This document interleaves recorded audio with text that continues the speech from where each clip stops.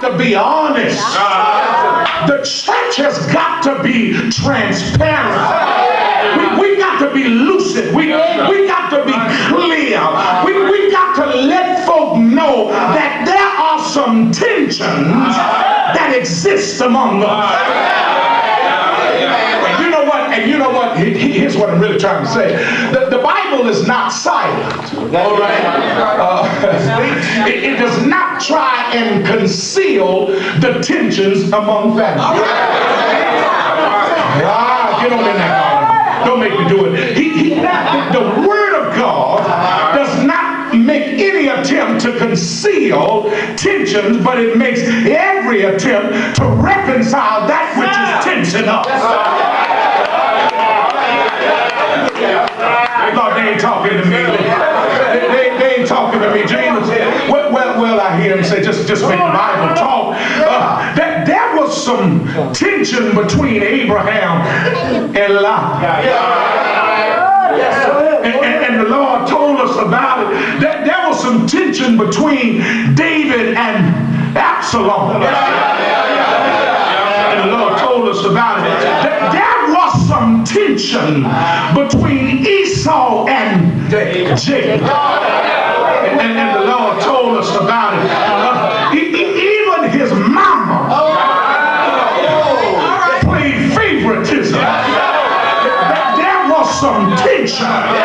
There was some tension between Paul, come on somebody, y'all ain't talking, and Barnabas.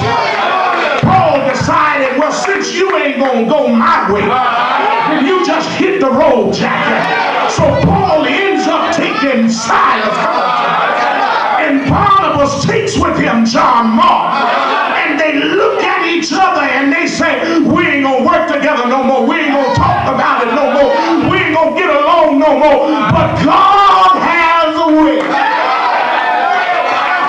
of turning around fallouts and making them get up again. God has a way of taking enemies and making them friends. God has a way of taking folk that you can't stand and make you love the hell out of them. God has a way. Don't you forget.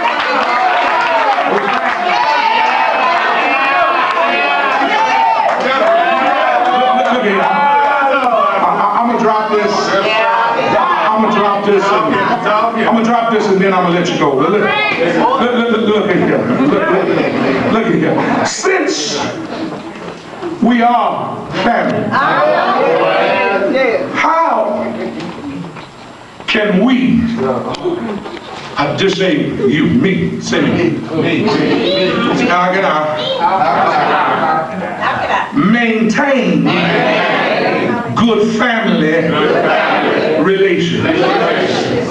I'm glad you asked. Because you know that it's possible to be related and not in good standing.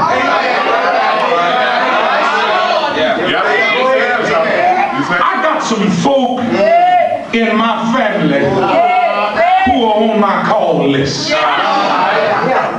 that I need to call and that I need to be the bigger person.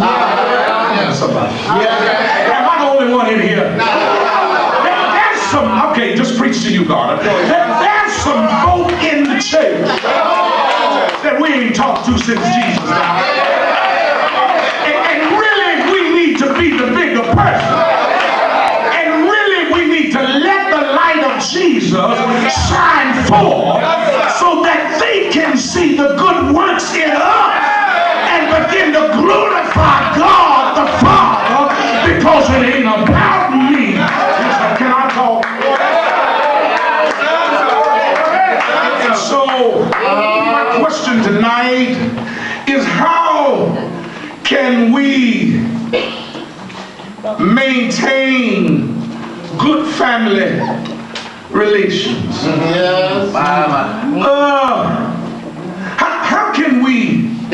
How can we really work on this thing instead of running each other down.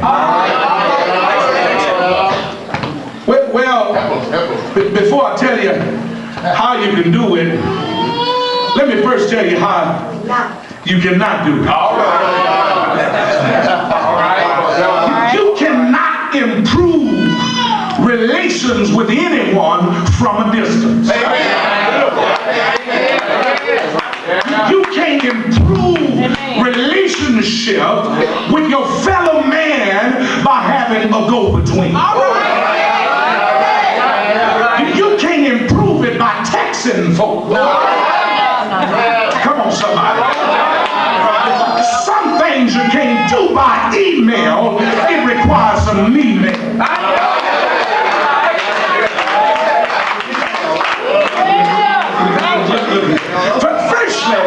Firstly, this is what you and I must understand.